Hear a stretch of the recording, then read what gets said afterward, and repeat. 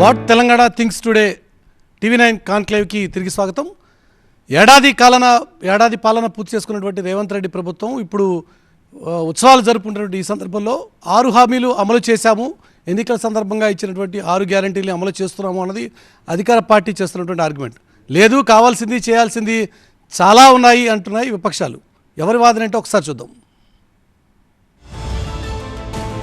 Telangana assembly ఎన్నికల్లో కాంగ్రెస్ అపూర్వ విజయం సాధించడానికి కారణాలు ఎన్నున్నా అందులో 6 గ్యారెంటీలది మాత్రం అగ్రపీఠమని చెప్పాల్సిందే. అభయహస్తంలో భాగంగా 6 గ్యారెంటీలను ఎన్నికల మేనిఫెస్టోలో పెట్టిన కాంగ్రెస్ వివిధ వర్గాలకు 400కు పైగా హామీలిచ్చింది. మహాలక్ష్మి పథకం కింద రాష్ట్ర వ్యాప్తంగా ఆర్టీసీ బస్సుల్లో మహిళలందరికీ ఉచిత ప్రయాణం అందిస్తామని చెప్పిన కాంగ్రెస్ అధికారంలోకి రాగానే ఆ పథకాన్ని ప్రారంభించింది. ఇదే పథకం కింద 500కే పేద వర్గాలకు వంట గ్యాస్ అందిస్తోంది. అయితే మహాలక్ష్మిలో భాగమైన మరో కార్యక్రమం ప్రతి మహిళకు నెలకు 2500 ఆర్థిక సాయాన్ని ప్రారంభించాల్సి ఉంది. రైతు భరోసా ద్వారా ఏటా రైతులకు, కౌలు రైతులకు ఎకరానికి 15,000 పెట్టుబడి సాయం, వ్యవసాయ కూలీలకు 12,000 ఆర్థిక సాయం ఇస్తామని చెప్పిన కాంగ్రెస్ వాటి విధి విధానాలు ప్రకటించే పనిలో ఉంది. వరి పంటకు అదనంగా 500 బోనస్ ఇస్తామన్న హస్తం పార్టీ ప్రస్తుతం సన్నాలకే దాన్ని వర్తింపచేస్తోంది. గృహజ్యోతి పథకం ద్వారా పేదల ఇళ్లకు 200 యూనిట్ల దాకా విద్యుత్ ఉచితంగా సరఫరా చేస్తోంది. ఇళ్లు లేని పేదలకు ఇంటి స్థలం ఇవ్వడంతో పాటు ఇంటి నిర్మాణానికి 5 లక్షల ఆర్థిక సాయం అందిస్తామన్న కాంగ్రెస్ తెలంగాణ ఉద్యమకారులకు 250 చదరపు గజాల ఇంటి స్థలం కూడా ఇస్తామని చెప్పింది.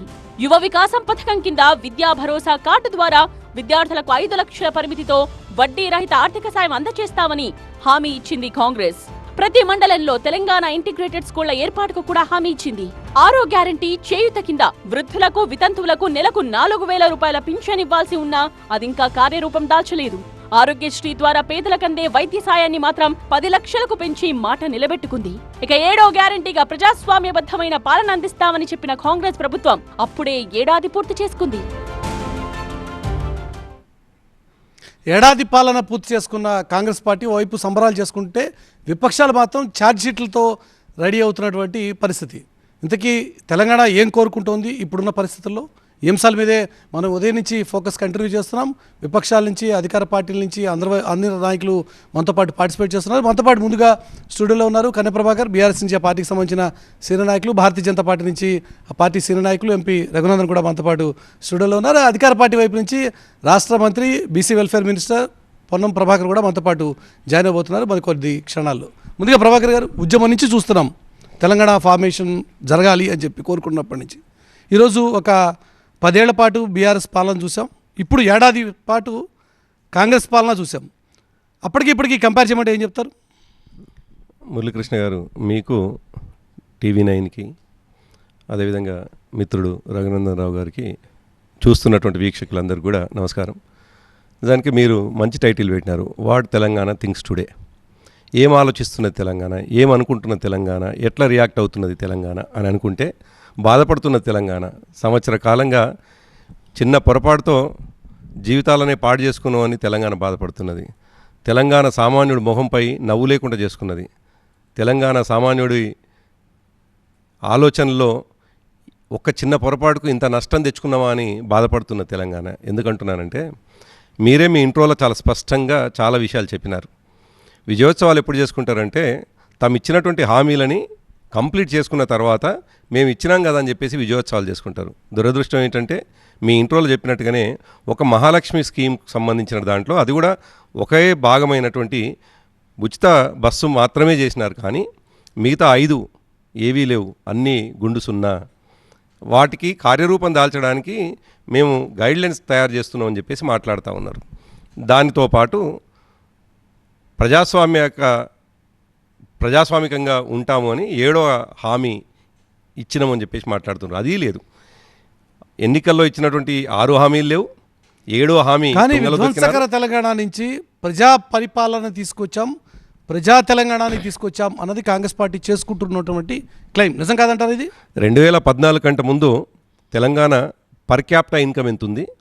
తెలంగాణ వచ్చిన తర్వాత 9.5 సంవత్సరాల బీఆర్ఎస్ పరిపాలనలో పర్ క్యాపిటా ఇన్కమ్ ఎంత ఉందో ఒకసారి చూసుకుంటే విధ్వంసకర తెలంగాణ లేదు, అద్భుతమైనటువంటి దేశంలోనే నెంబర్ 1 రాష్ట్రంగా ఎదిగినటువంటి తెలంగాణ స్పష్టంగా కనిపిస్తుంది. ఇవాళ ఒక బీఆర్ఎస్ పార్టీ కార్యకర్తగానో నాయకుడిగా నేను ఆర్గ్యుమెంట్ పెట్టడం కాదు.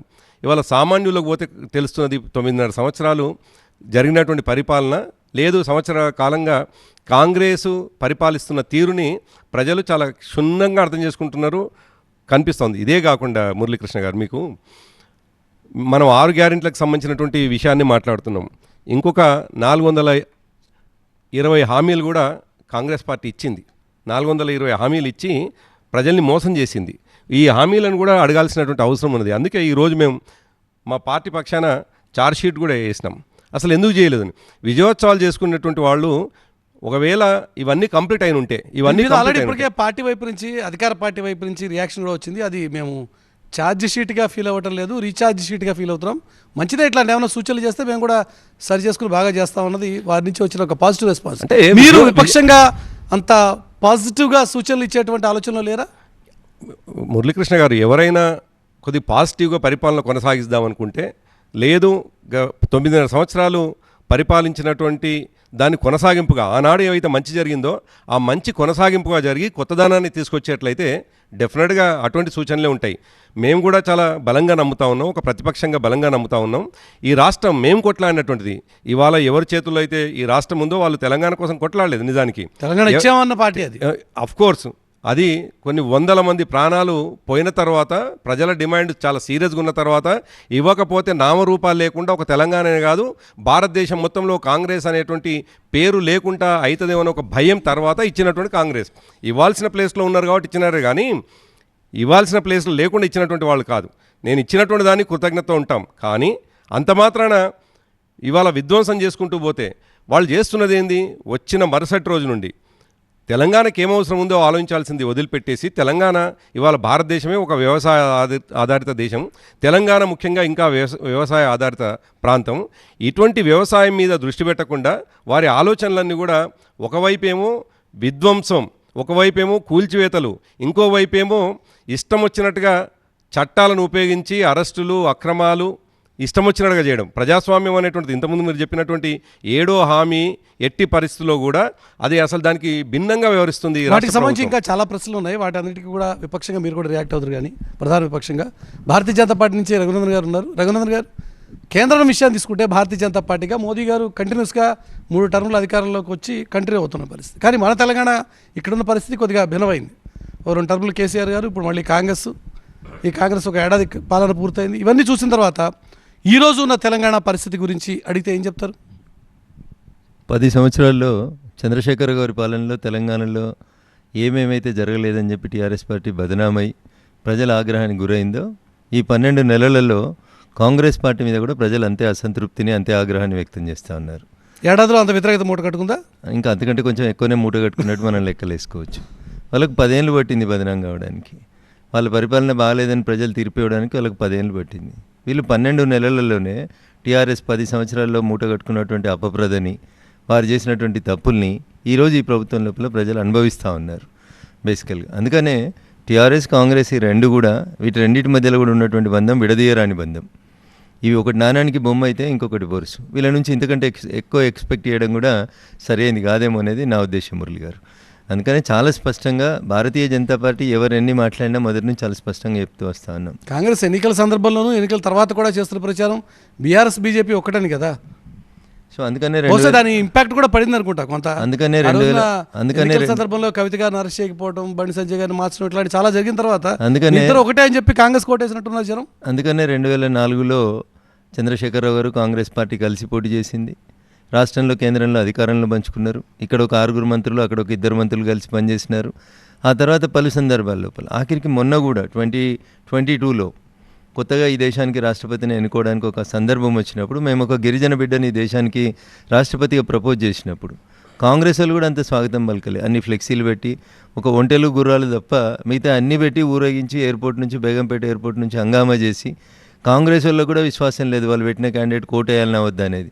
కానీ టీఆర్ఎస్ అంతకంటే ఎక్కువ ఊరేగించుకొని ఓట్లు వేయించుకుంటూ వచ్చింది. అందుకని ఇవి రెండు కూడా ఇన్సెపరబుల్. వీణా వాణి అని మనం దురదృష్టవశాత్తు ఇద్దరు సోదరిమణుల గురించి ఎక్కువసార్లు మాట్లాడుతూ ఉంటాం. దేశంలో ఉన్న అందరు డాక్టర్లు కూడా ప్రయత్నం చేసి వాళ్ళిద్దరిని విడదీయలేకపోయినారని. అట్లా కాంగ్రెస్ బీఆర్ఎస్ పార్టీ మధ్యలో బంధం కూడా అట్లే ఉంటుంది. మురళి గారు ఎందుకు చెప్తున్నా ఈ మాట అంటే, ఇట్లా అని చెప్పి ప్రధాన ఒక మాట ప్రతిపక్షం చెప్తా, కావాలి మేము అన్నది మీరు చేస్తున్న ప్రయత్నం. ఒక మాట నేను చెప్పు నేను వీణా వాణిల బంధం వీళ్ళదని ఎందుకు చెప్తా ఉన్నామంటే, మేమంతా జై తెలంగాణ అన్న రోజు మంత్రి హోదాలుండి కళ్ళకెళ్ళి నల్లద్దాలు తీయకుండా జై తెలంగాణ అన్నోళ్ళ మీదకి కట్టెలు పట్టుకొని ఎగిరిన వాళ్ళని వీళ్ళు అధికారంలోకి రాగానే తీసుకొని వచ్చి పక్కన కూర్చోబెట్టుకున్నారు.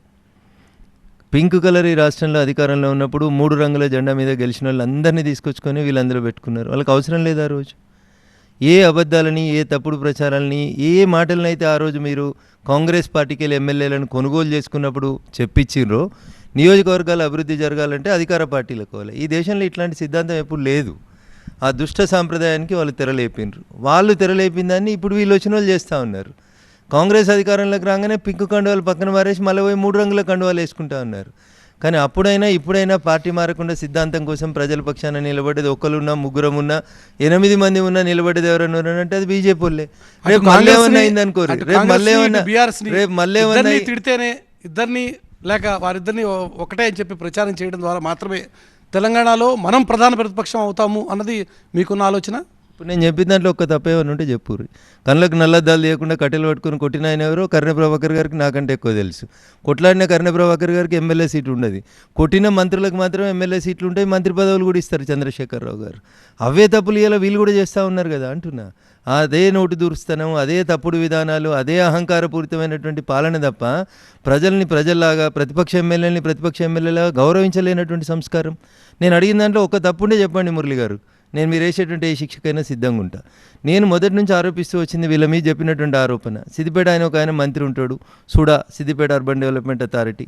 ఒక ఆయన సిరిసిల్ల ఆయన ఉంటాడు, కుటుంబ సభ్యుడు, సిరిసిల్ల అర్బన్ డెవలప్మెంట్ అథారిటీ. ఇంకొకరు ఈ రాష్ట్ర ముఖ్యమంత్రి, గజ్వేల్ అర్బన్ డెవలప్మెంట్ అథారిటీ. ఇది వాళ్ళ మీద ఉన్నటువంటి మొదటి నుంచి వచ్చిన ఆరోపణ. ఇలా కొత్తగా ఈయన వచ్చింది, ఈయన ఏం మారిండి సరే, ఈయన Kodangal urban development authority. What is the change you are observing Murali garu? ఏం తేడా కనబడుతుంది? వీళ్ళిద్దరు కూడా మర్చిపోయింది ఏంటంటే, మేము 119 నియోజకవర్గాలకు ఎమ్మెల్యేలు అనే విషయాన్ని ఇద్దరు మర్చిపోయినరు. నాటి ముఖ్యమంత్రి చంద్రశేఖరరావు గారు మర్చిపోయినరు, నేటి ముఖ్యమంత్రి రేవంత్ రెడ్డి గారు కూడా అంతే. దుబ్బాక డుడా కాదు, దుబ్బాక అర్బన్ డెవలప్మెంట్ అథారిటీ రాదు, సంగారెడ్డి అర్బన్ డెవలప్మెంట్ అథారిటీ రాదు, నల్గొండ అర్బన్ డెవలప్మెంట్ అథారిటీ రాదు, సూర్యాపేట డెవలప్మెంట్ అథారిటీ రాదు. ఏమొస్తుంది? వాళ్ళ ఊరు బాగుండాలి, వాళ్ళు బాగుండాలి, వాళ్ళ కుటుంబాలు బాగుండాలి, అవి పెరగాలి తప్ప వీళ్ళిద్దరి లోపల ఏం డిఫరెన్స్ కనబడింది చెప్పురు మీరు? రేవంత్ రెడ్డి చూపించిన గొప్ప విశాల హృదయం ఏముంది చెప్పుండ్రి? ఆదిలాబాద్కో ఇక బోధ్ అర్బన్ డెవలప్మెంట్ అథారిటీ పెట్టనుంటివి, లేకపోతే నిర్మల్ని తీసుకొని నిర్మల్ అర్బన్ డెవలప్మెంట్ అథారిటీ పెట్టనుంటివి. ఏం మారింది మురళి గారు? మీ పరిపాలన లోపల అప్పుడు ఒక రంగు ఉండి ఇప్పుడు 3 రంగులు వచ్చినాయి. అప్పుడు ఆ 3 రంగులలో ఒక రంగులోకి పోయినరు, ఇప్పుడు ఒక రంగులలో 3 రంగులోకి పోతుర్రు. How can you differentiate between these 2 parties? 9 మంది ఆల్రెడీ చేరారు కదా అంటారు. 9 మంది ఆల్రెడీ ఇప్పటికే చేరారు కదా. ఏం మారింది అంటున్నా? ఈయనకు చేర్చుకోవాల్సిన అవసరం కొద్దిసేపటి క్రితం ఇదే కాన్క్లేవ్ లో మాట్లాడిన పిసిసి ప్రెసిడెంట్ మహేష్ కుమార్ గౌడ్ ఆ 9 మందిని చేర్చుకోవడం గురించి బీజేపీ ఆల్రెడీ కాంగ్రెస్ ప్రభుత్వాన్ని కూల్చేస్తాము అని చెప్పి ప్రయత్నం చేస్తుంటే కొన్ని ప్రత్యేక పరిస్థితుల్లో కొంతమంది ఎమ్మెల్యేలు మాకు మద్దతుగా వస్తామంటే వాళ్ళని చేర్చుకోవాల్సి వచ్చింది. 8 మంది ఎమ్మెల్యేలు ఉన్న భారతీయ జనతా పార్టీ, మహేష్ కుమార్ గౌడ్ చేస్తున్నారు. 8 మంది ఎమ్మెల్యేలు ఉన్న భారతీయ జనతా పార్టీ, 65 మంది ఎమ్మెల్యేలు ఉన్న కాంగ్రెస్ పార్టీని, సిపిఐ పార్టీ అనేటువంటి మిత్రపక్షాన్ని కలిగి ఉన్న కాంగ్రెస్ పార్టీని కూలగొడుతుందంటే మహేష్ కుమార్ గౌడ్ గారు బాధపడ్డా, భయపెట్టినా, లేదా రేవంత్ రెడ్డి గారు భయపెట్టినా, ఇక దానికంటే హాస్యాస్పదమైనటువంటి జోక్ ఇంకొకటి ఉండదు. మీరు టీఆర్ఎస్ తప్పు చేస్తుంది మా ఎమ్మెల్యేని కొంటుంది సంతల పశువుల్ని కొన్నట్టు కొన్నారు అని రోజు అరిచి గీపెట్టినటువంటి మీరు ఇలా అధికారంలోకి వచ్చి 65 మంది ఎమ్మెల్యేలు ఉన్న తర్వాత మళ్ళీ కొత్త ఆరోపణ బీజేపీ మా ప్రభుత్వాన్ని వాళ్ళు అన్నది ఈరోజు బీజేపీ చేస్తున్నటువంటి విమర్శ. దాని దగ్గరికి ఆ సమాధానం రాబడదాం. ఈ ఆర్గ్యుమెంట్ భారతీయ జనతా పార్టీ నుంచి రావడం, కాంగ్రెస్ పార్టీ నుంచి వెళ్ళి మరొక విమర్శ కాంగ్రెస్ పార్టీ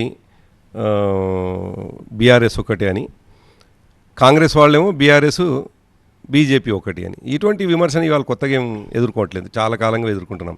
కానీ ఒకటి, ఈ దేశంలో ఒక ప్రాంతీయ పార్టీని అద్భుతంగా నడపగలిగి అనుకున్నటువంటి లక్ష్యాన్ని చేరి ఆ తర్వాత కానీ రఘునందన్ గారు అడిగినటువంటి ప్రశ్నలో ఒక్కటి చాలా కన్విన్సింగ్గా ఉంది. అప్పుడు కాంగ్రెస్ పార్టీకి సంబంధించిన నాయకులు వచ్చి మీ ప్రభుత్వంలో చేరి మంత్రులై కూర్చున్నారు. ఇప్పుడు అదే టీము దాదాపుగా అటు ఇటుగా ఒకళ్ళిద్దరు తప్ప మళ్ళీ ఇటు వచ్చి చేరి అధికార పార్టీతో చాలా అంటకాగుతున్నటువంటి పరిస్థితి. నిజం కాదా ఇది? సరే, ఇప్పుడు ఒకటే అనడానికి ఇది ఒక ఎగ్జాంపుల్ అనేది వారు మురళి చెబుతున్నారు. గారు వ్యక్తులుగా పార్టీలు మారడాన్ని, వ్యక్తులుగా పార్టీలు మారి తర్వాత వాళ్ళు పదవులు అనుభవించడాన్ని, దాన్ని మనం మాట్లాడే కంటే కూడా జరుగుతున్నటువంటి పరిణామాలని ఒకసారి మనం డిస్కస్ చేసుకోవాల్సిన అవసరం ఉంది. ఏమంటున్నానంటే ఇటువంటి విమర్శ ముందు నుంచే రెండు పార్టీల వైపు నుంచి మా ఎవరైనా మేము కలుస్తాం. అయితే బీజేపీ వాళ్ళు కాంగ్రెస్ మేము అంటాము, లేదు కాంగ్రెస్ వాళ్ళు బీజేపీ మేము అంటాము, ముందు నుంచి జరుగుతుంది. కానీ ఒక కన్స్ట్రక్టివ్, ఒక పాజిటివ్ ప్రతిపక్షంగా, లేదు ఒక పార్టీగా మా ఆలోచన ముందు నుంచి కూడా ఒకటే. దేశానికి ఏమన్నా లాభం అవుతుంది అనుకున్నప్పుడు, దేశం ఏదన్నా ఈ చర్య తీసుకోవడం ద్వారా, ఈ నిర్ణయం తీసుకోవడం ద్వారా ఏదైనా ఉపయోగపడుతుంది అనుకున్న ప్రతిదానికి మేము సపోర్ట్ చేసుకుంటూ వచ్చినాం. నిజానికి ఆ మాటకు వస్తే కాంగ్రెస్ వాళ్ళు ముందు నుంచి మా మీద విమర్శిస్తున్నది. ప్రతి సందర్భంలో కూడా భారతీయ జనతా పార్టీకి పార్లమెంట్లో మీరు సహకరిస్తున్నారు అని చెప్పేసి మాట్లాడుతూ ఉంటారు.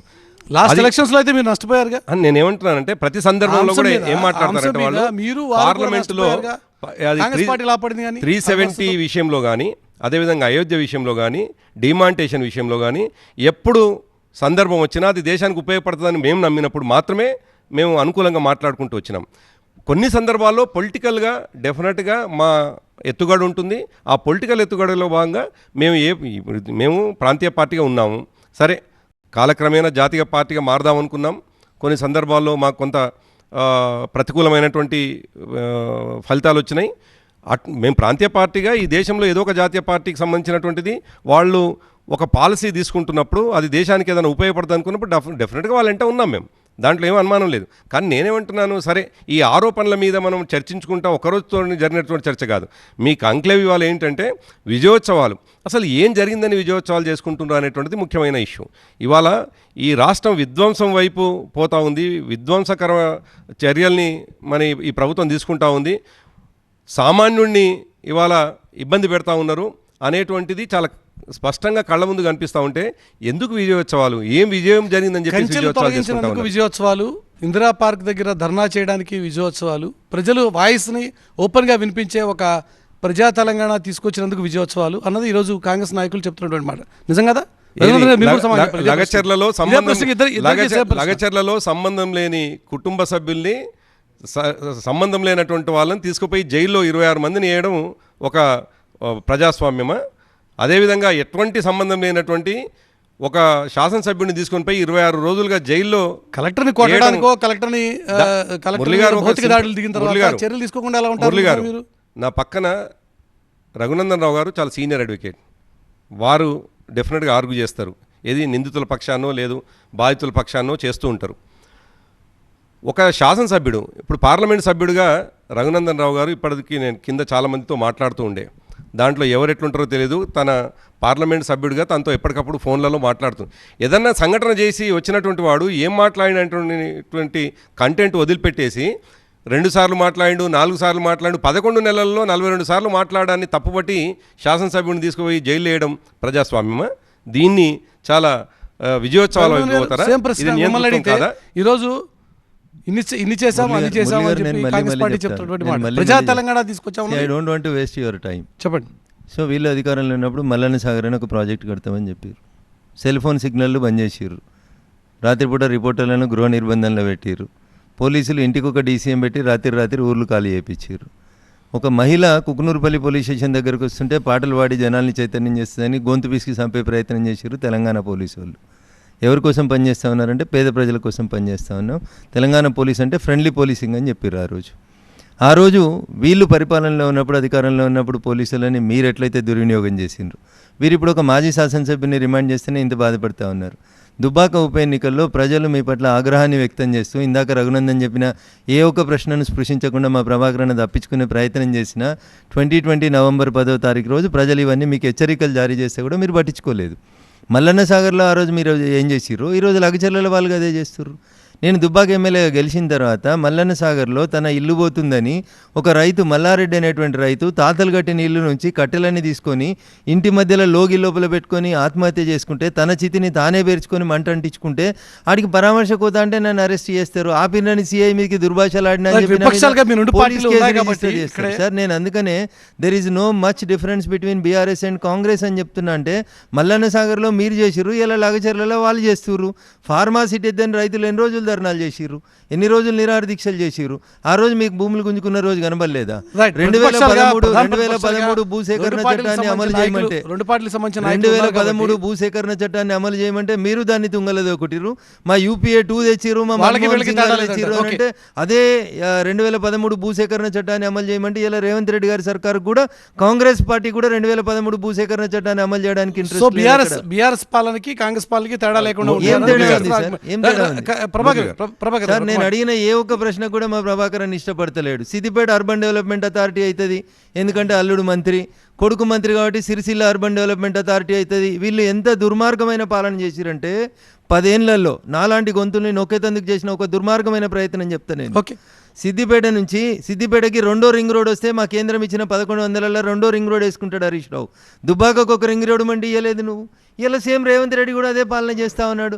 ఆయనకు నచ్చిన వాళ్ళకు ఆయన పార్టీలకు వచ్చిన వాళ్ళకే ఇచ్చుకుంటుండే తప్ప 119 ఎమ్మెల్యేలకి ఒక్క ముఖ్యమంత్రి కూడా నేను 119 మంది నియోజకవర్గాలని సరిగా చూడాలనేటువంటి స్పృహ లేకపోతేనే ఈ పంచాయతీలుగా మీరేం చేస్తున్నారు? కేంద్రంలో అధికారంలో ఉన్నటువంటి పార్టీగా తెలంగాణ రాష్ట్రానికి మీరే ఇచ్చారు. చాలా ప్రశ్నలు ఉన్నాయి, వీటన్నిటికీ కూడా కాన్క్లేవ్ లో మీరు సమాధానం చెప్తారు. కానీ ఒక చిన్న బ్రేక్ తీసుకుందాం. బ్రేక్ తర్వాత విపక్షాలుగా బీఆర్ఎస్ బీజేపీ ఈ ఏడాది కాలంలో ఏం చేశాయి ఈ విషయం మీద కూడా ఫోకస్ కంటిన్యూ చేద్దాం. చిన్న బ్రేక్ తర్వాత చిన్న బ్రేక్.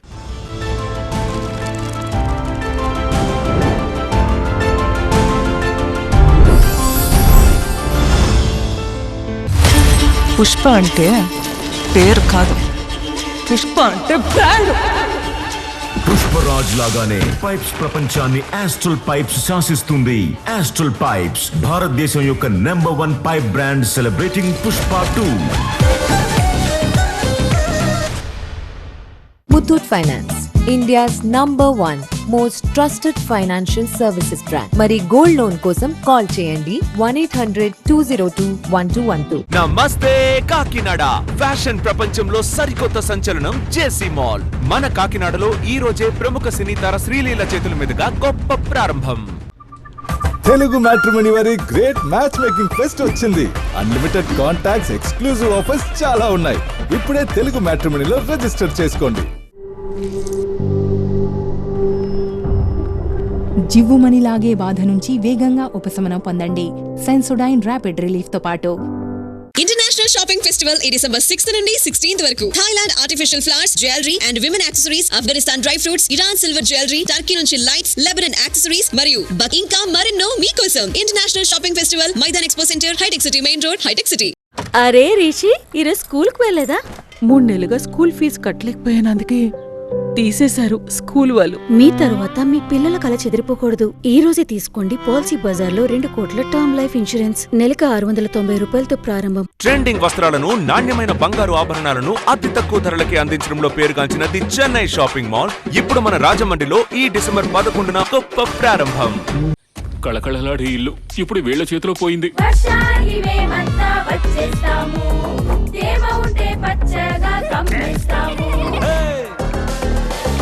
మీ ఆటలు చెల్లని రోజులు వచ్చాయి. ఫంగస్ ఫేడింగ్ లా పాషి లేదు. 10 ఏళ్ళు మెరిపించే కొత్త ఇల్లులా బెర్జర్ లాంగ్ లైఫ్ కాపాడుతుంది చాలా కాలం. ట్రెండింగ్ వస్త్రాలను అతి తక్కువ ధరలకి అందించడంలో పేరుగాంచినది చెన్నై షాపింగ్ మాల్. December 12న మన తాడేపల్లిగూడెం బస్టాండ్ రోడ్ లో అంగరంగ వైభవంగా గొప్ప ప్రారంభం. మీకోసం తాజా వినోదం. కోశలమా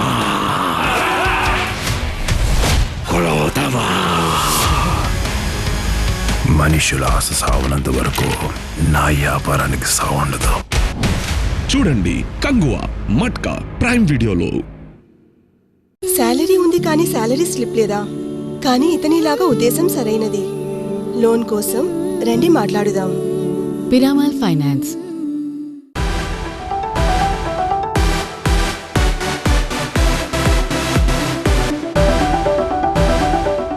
కెన్ యూ బిలీవ్ ఇవన్నీ ఒకప్పుడు అవుట్స్కట్స్ అని, అలాగే ఇప్పుడున్న అవుట్స్కట్స్ రేపు హార్ట్ ఆఫ్ ద సిటీ అవుతాయని.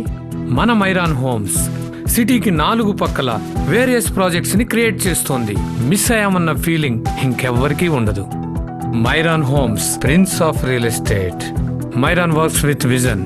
Come, let's grow together.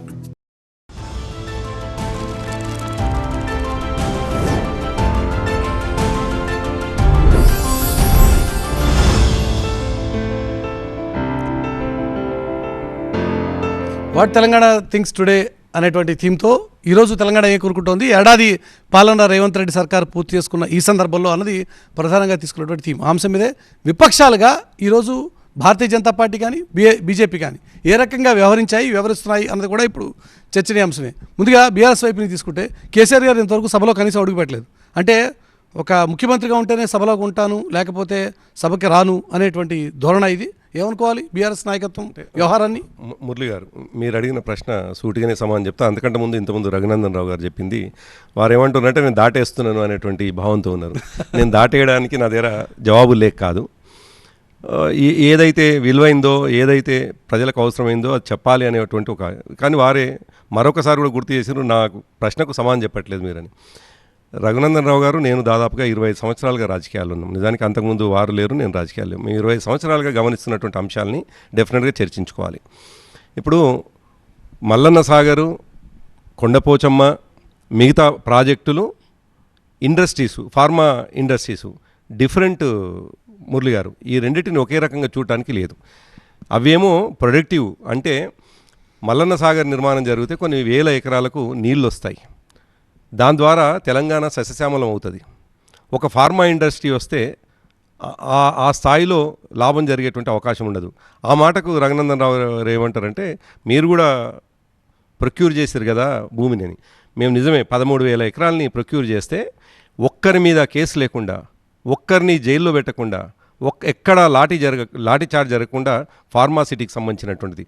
అదే మల్లన్న సాగర్ ఒక్క రోజుతో జరగలేదు, దాదాపు ఇయర్స్ టుగెదర్ చాలా సంవత్సరాలు పట్టింది దాన్ని కంప్లీట్ చేయడానికి. కొన్ని సందర్భాలు అయితే వారికి తెలుసు ఆయన ప్రాంతం. అందుకేమంటున్నానంటే ఈ రెండు ఒక రకంగా చూడటానికి లేదు, ఈ రెండు ఒక రకంగా చూడటానికి లేనే లేదు అని మాట చెప్పదలుచుకున్నాను.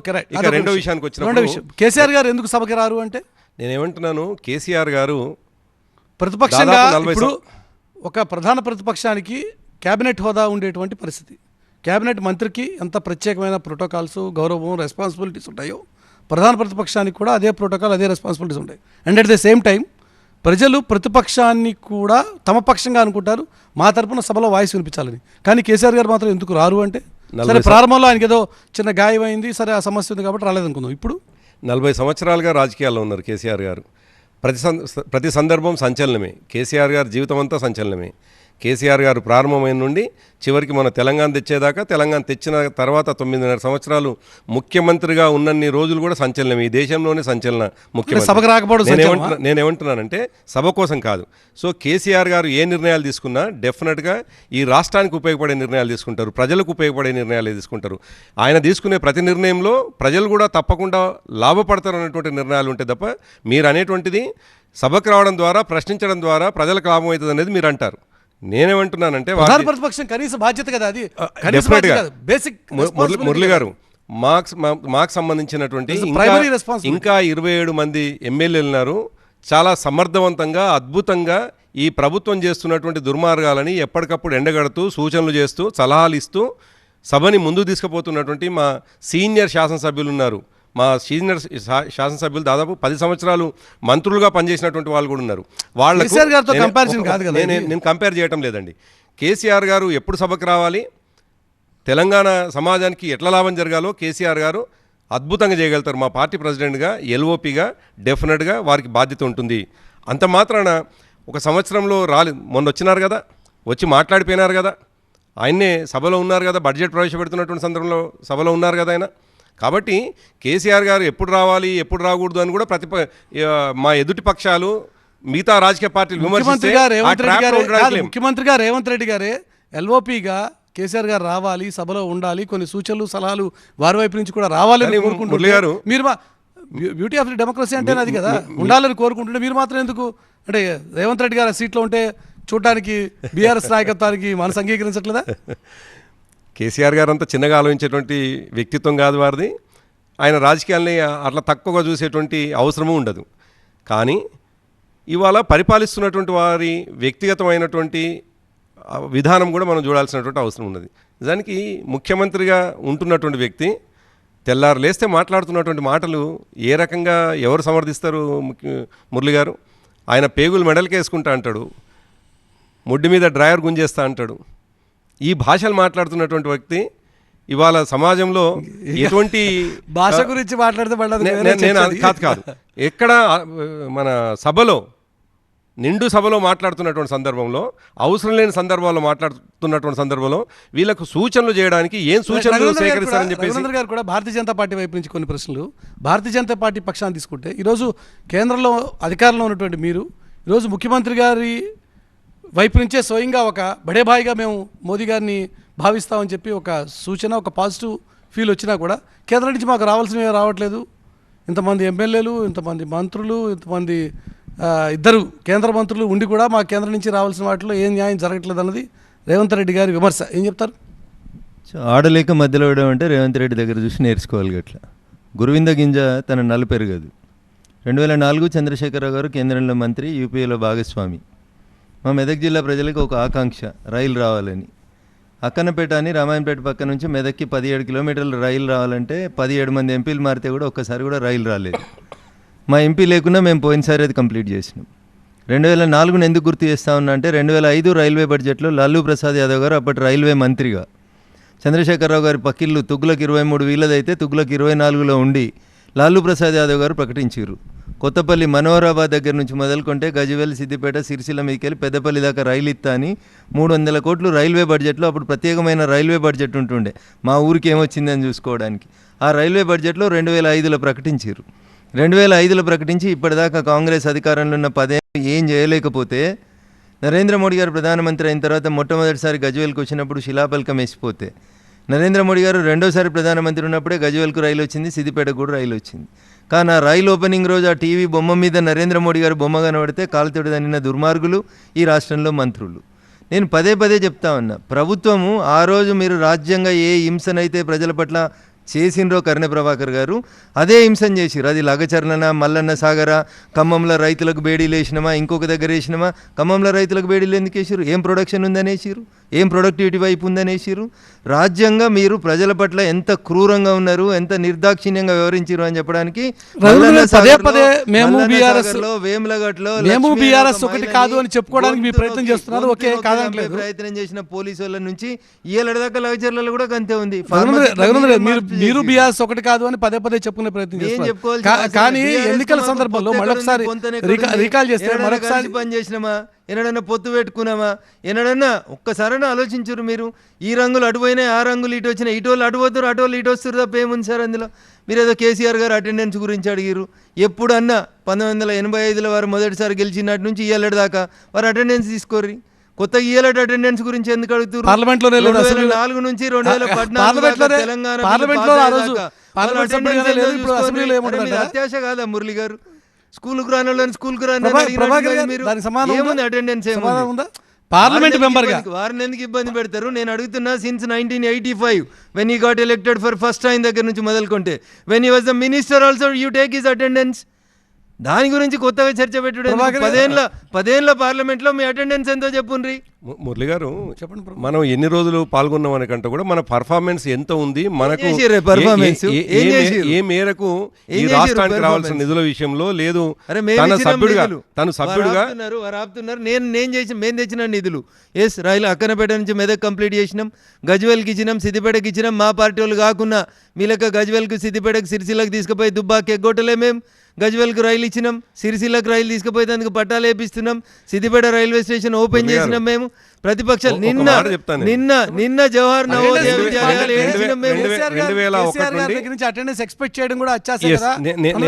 నేను వారిని దగ్గర నుండి 2001 నుండి 2014 దాకా ఉద్యమంలో సేమ్ ఇదే విమర్శలు కాంగ్రెస్ పార్టీ నుంచి కానీ మిగతా పక్షాల నుంచి.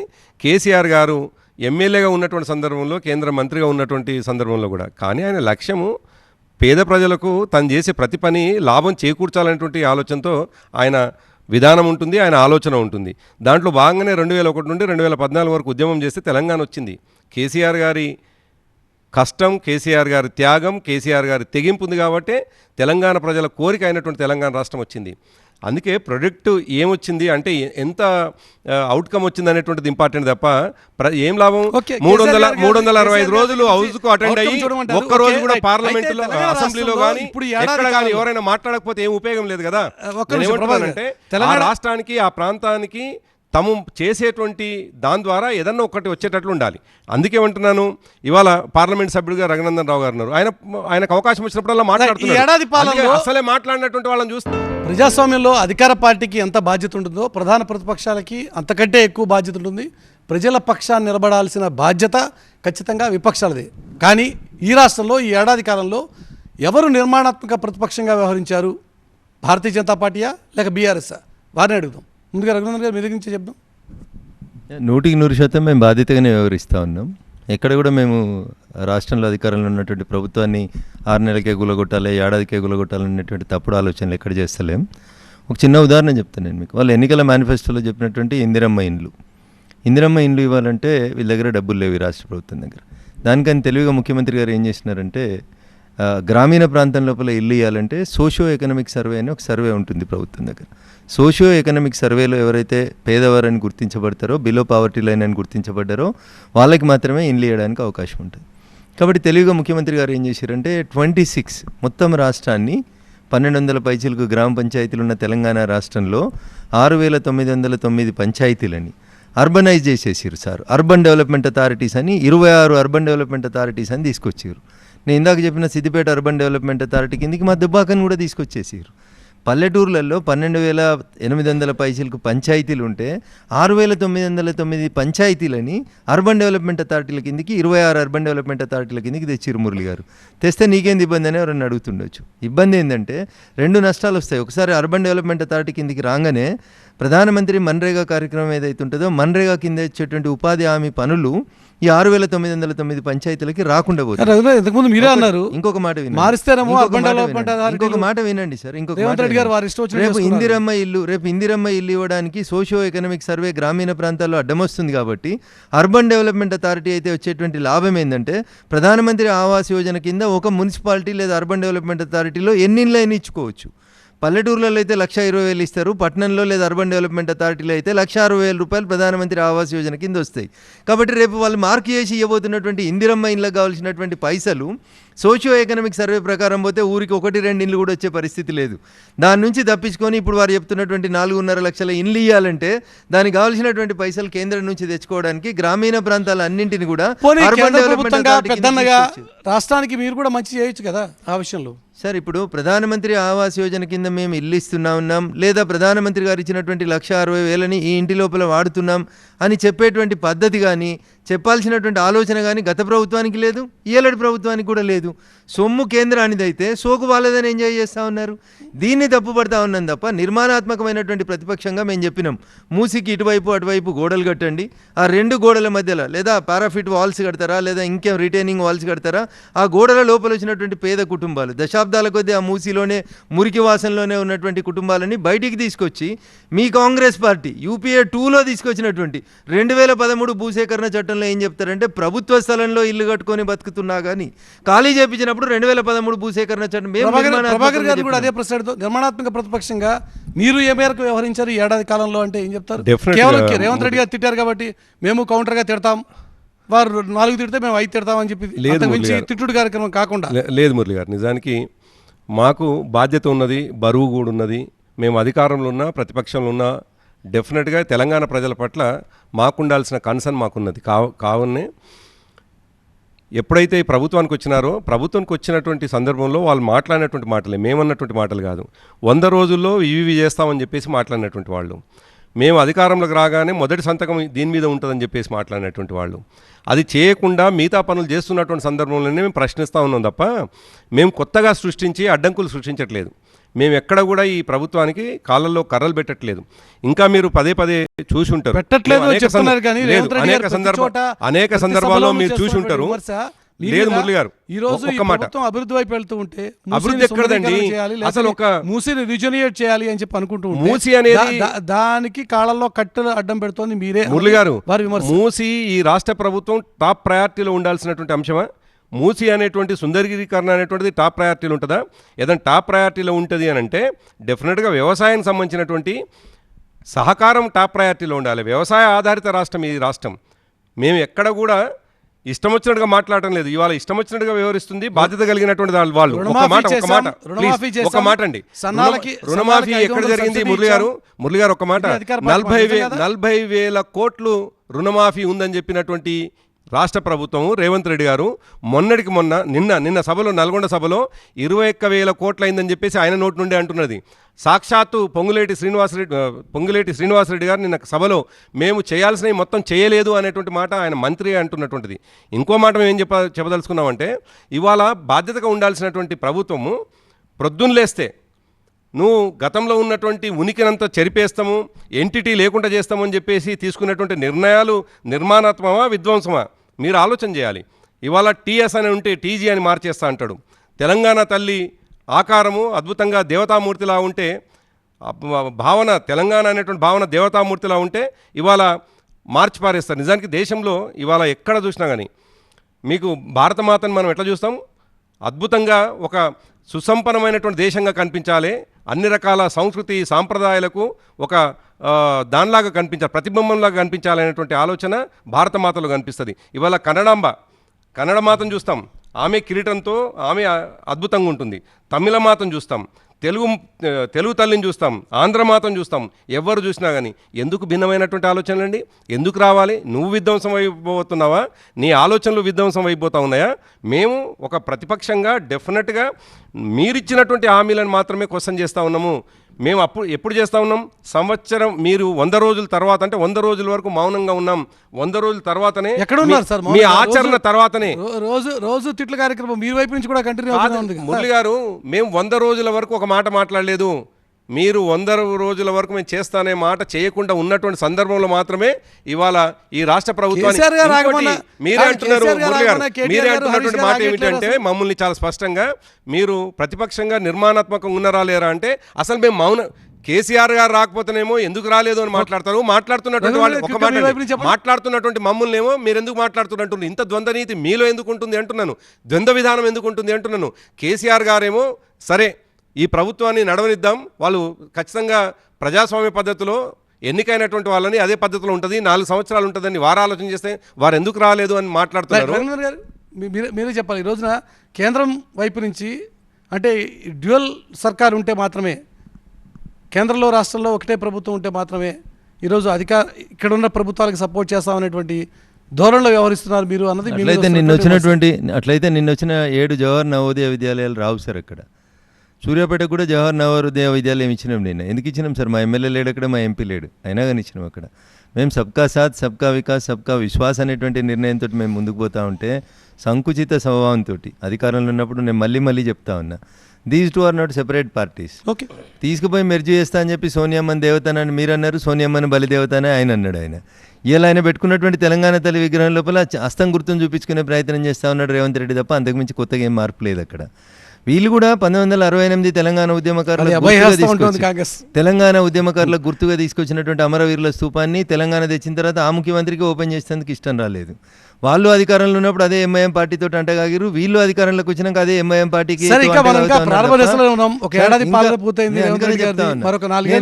ఒకటే మాట చెప్పి కన్క్లూడ్ చేస్తాను. రేవంత్ రెడ్డి గారు చేస్తున్నటువంటి ఈ విజయోత్సవాలు ఎందుకంటే జనవరిలోనో ఫిబ్రవరిలోనో గ్రామ పంచాయతీయో మండల పరిషత్తులకు ఎన్నికలు పెట్టకపోతే ఊర్లలో ఉన్నటువంటి పంచాయతీ సెక్రటరీలు ఇప్పటికే స్ట్రీట్ లైట్లకి, ఊడ్స్టోళ్ళకి, తుడిస్టోళ్ళకి జీతాలు ఇచ్చి ఒక్కొక్క లక్ష జీతం బాకీ అయిపోయినరు. కేంద్రం ఎన్నికలు పెట్టకపోతే వాళ్ళే చెప్తారు 73, 74 రాజ్యాంగ సవరణ మేమే తెచ్చినాం, మరి రాజీవ్ గాంధీ గారు గొప్పగా ఆలోచించారు, గ్రామీణ భారతం బాగుండాలని చెప్తారు, ఎన్నికలు పెట్టమంటే భయపడిపోతారు. ఇన్ని విజయోత్సవాలు చేస్తారు కదా, మరి ఊర్లకు వచ్చి ఓట్లు అడుగురు సర్పంచుల్ని. దానికి ప్రిపరేటివ్ మీటింగ్ అనే ప్రభుత్వ సొమ్ముతోటి. గతంలో కేసీఆర్ గారు ఇంకా ఇది అడ్వర్టైజ్మెంట్ ప్రారంభ దశలో రేవంత్ ఉన్నాం. రెడ్డి గారు ఇవాళ ఆయన మొదటి కూడా ఏడాది advertisement రేవంత్ రెడ్డి గారికి ఇంకొక ఇస్తున్నారు. There is 4 no mandate much ఉంది. difference between these two parties. అదే 4 ఏళ్ళ mandate ఉంది. ఈ 4 ఏళ్ల ప్రజల అంతకుమించి ఏం లేదు.